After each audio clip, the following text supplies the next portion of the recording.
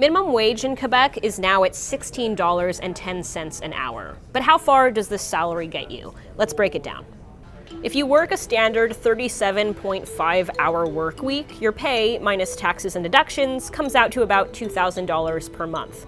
Housing is going to be your biggest expense. According to province-wide property listing database Centris, the average price to rent a one-bedroom apartment in Montreal is about $1,500 per month. So your best bet is to find something way under market rate, share an apartment with a partner or roommates, or move out of the city entirely to where rents are cheaper. So now we're down to $1,250. Experts often say that you should only spend about a third of your income on housing, but that's likely not going to be a realistic option for you.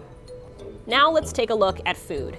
The average cost of groceries for someone in the city is about $300 a month. So just covering food and half the rent, it's going to leave you about $950 to spend on utilities, clothing, transit, and entertainment. So if you're trying to save any money or support a family, you're likely in the red. A Quebec research institute that studies social and economic issues estimates that a living wage for a single person in the city is more like $28 an hour. So the current minimum wage isn't enough to lift someone out of poverty. The distance between the starting point and just starting to get outside of poverty is so huge, and a lot of people who have full-time jobs don't make it.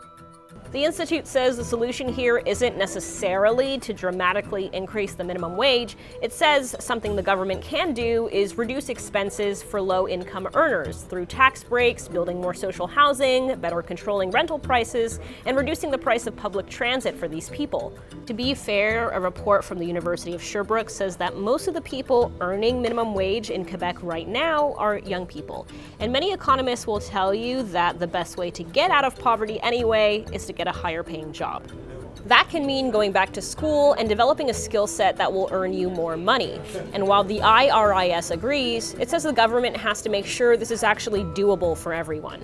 We also know that a lot of the help that the government gives is not a gift, is a loan, and then you have to reimburse it. So depending on what is your situation in life, how many debts you have already, it could be more difficult to add to the burden of your debt. That's one of the reasons why it's more interesting talking about living income than wage, because what we're saying is that however you get the money, this is the amount you need to be able to make ends meet.